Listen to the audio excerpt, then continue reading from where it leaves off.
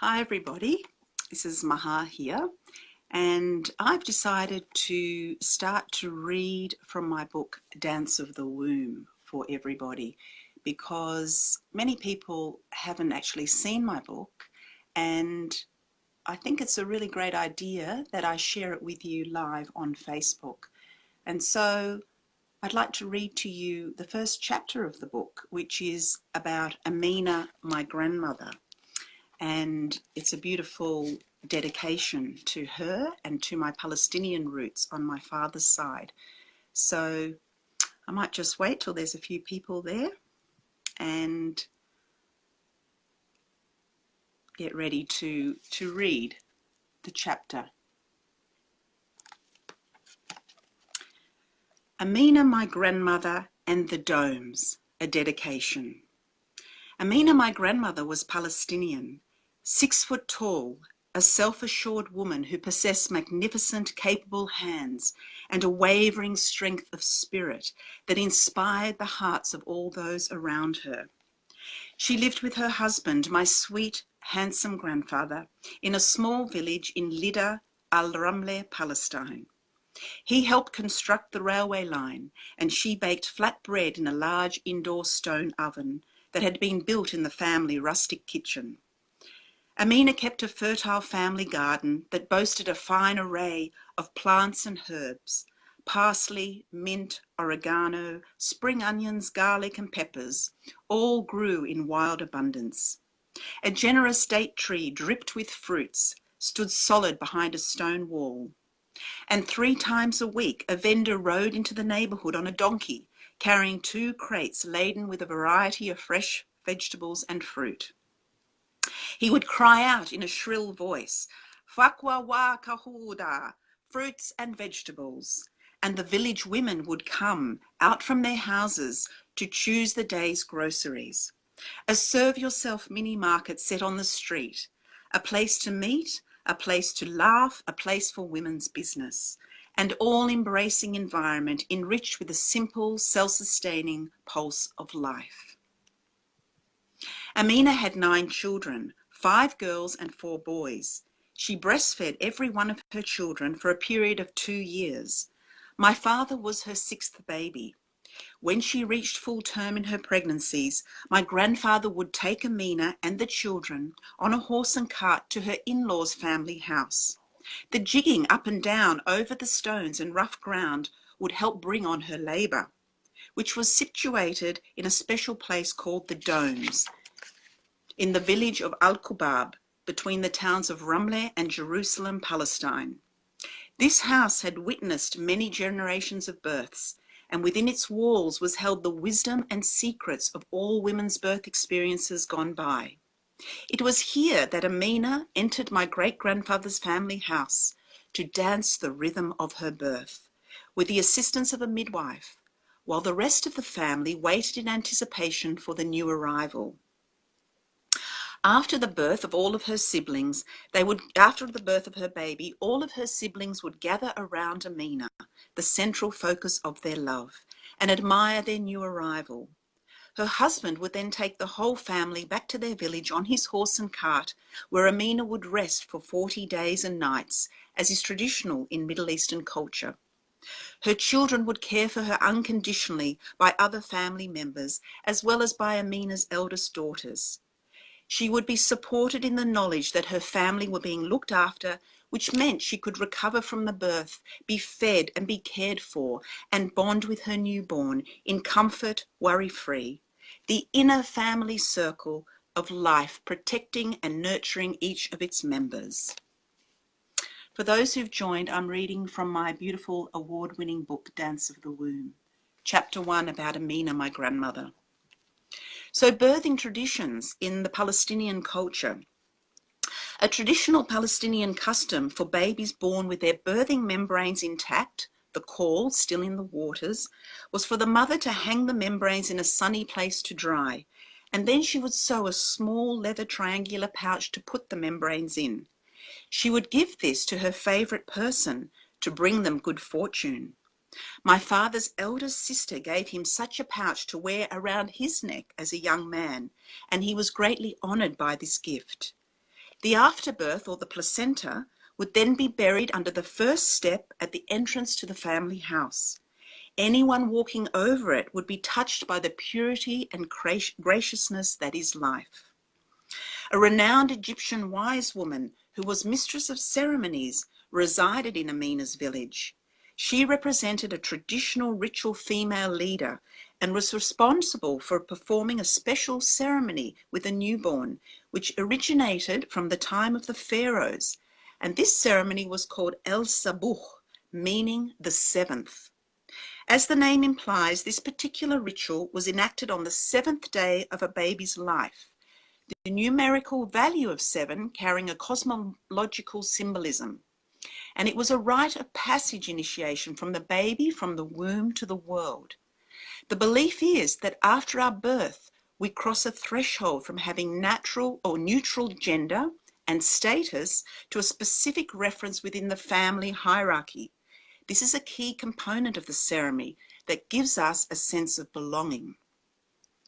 The mistress of ceremonies would then take a large round chaff sieve called mankal, used during the wheat harvest, and she would carefully place the baby in it. And all the guests and all the other children would gather around with candles, peas, nuts, and sweets, as the old woman, the mistress of ceremonies, would bounce the baby up and down on the sieve, and she would chant a poetic verse, sometimes with a cheeky sense of humour, and other times a more serious note. The symbolic tool used to separate the wheat from the chaff now became a metaphor for family life, a connection, a sense of belonging, to give the baby sound advice with gestures of fun, play, or deeper messages relayed about significant members of the family, qualities that the baby should aspire to or reject. She would say, "You must listen to your mother. You must listen to your father. Don't listen to your uncle. Don't listen to that auntie. Follow your cousin, for he is wise. Lord, O Lord, make him or her grow up and be like us." How I wish that I could have met my grandmother Amina and spoken to her of her beautiful Palestinian village, her birthing experience, and my family traditions. To initiate a newborn child into its family of origin with pride and love, supporting its mother with such unity and care. If only we could truly, graciously cradle our birthing mothers in this divinity today, how different may some of our mothering experiences be. To feel a genuine connection for all who have come before us and who would come after us, that magical thread of life so deeply interwoven within our human spiritual understanding and experience. My feeling of gratitude is endless as I share with you all a part of recreating the symbol of the domes through the inspiration of Middle Eastern birthing dance, through the inspiration now of my embodied birth training. This is the fertile life force of not only my ancient culture, but for all of us as women to know that we come from this lineage of the ancient feminine, of tradition, of rite of passage for birthing. And this is very dear to my heart to share in my training and my work with women, that you are never alone. You are connected by the circle of sisterhood. We are all in this together. And when we take away our labels, I am a midwife, I am a doctor, I am a mother, I am woman. I stand with you, womb to womb, heart to heart, in love, in dignity, in honor, and in reverence of the journey you are taking, the journey into becoming a mother, even the journey of birthing through ourselves, our creativity, our selfhood. This is very, very powerful. And in my Middle Eastern roots, on my Palestinian side, it is this, from this power, I drew the strength to birth my 3 children, which was to birth the deepest part of myself, to share that gift with the world, And when we as women can share the gift of our birthing, our personal birthing and our babies to the world, spoken in the language of the feminine, that which resonates and is meaningful to us, then we can change the consciousness on this planet. We can raise the consciousness to a more loving world, a more peaceful world. So in my work in Embody Birth, this is the bottom line intention that I have. It is a prayer for humanity that when women can birth from a self-reference place of autonomy, when a woman can trust her body, her emotional, her physical, her spiritual, her energetic body, and be connected to her baby, and listen deeply to the song and dance of birth that is within, the lyrics of birth, her body will speak to her. And the way that we create this space is by listening. So we need to let go of all of the noise and distraction on the outside and come back to our heart center. And it is from this place we travel down into our womb and connect with our baby. And this is where the birth wisdom will speak to you. And so the work that I do is influenced by these Palestinian and Middle Eastern roots. And, you know, I've always been, on some level, I've had a shame about coming from Middle Eastern culture because of how the media portrays people of Middle Eastern origin. And I realize now it is such a rich culture that I come from, especially the women's culture. And now I'm proud of that, and I stand strong in that, and I share that with the world because I feel there is so much that I can gain as a gift to then share to women from my cultural roots. So no longer am I ashamed to be of Middle Eastern origin, of my Muslim side, of my father's side, of the Christian side on my mother's side, and then letting all of that go too and finding the depth within myself of who am I as a woman? What is it that I'm sharing with the world from my own experiences of life, from birth? And as many of you know, I had my last baby at 46, my daughter Amina. I had a beautiful home water birth, and it was in her birth that I excavated down deeply, deeply through my heart into my womb space. And I asked the universe in her birth, I said, show me the way. I am completely open.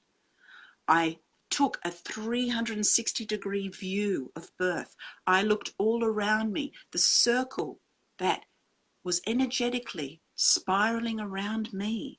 I opened to receive from the energy of the circle of life in Amina's birth. And instead of having that one-dimensional view, I remained very open. And I was given the greatest gifts as a woman in her birth, and I am forever grateful that I was able to excavate deeply into my spiritual side as a woman and receive the gifts of her birth to then take that out into the world.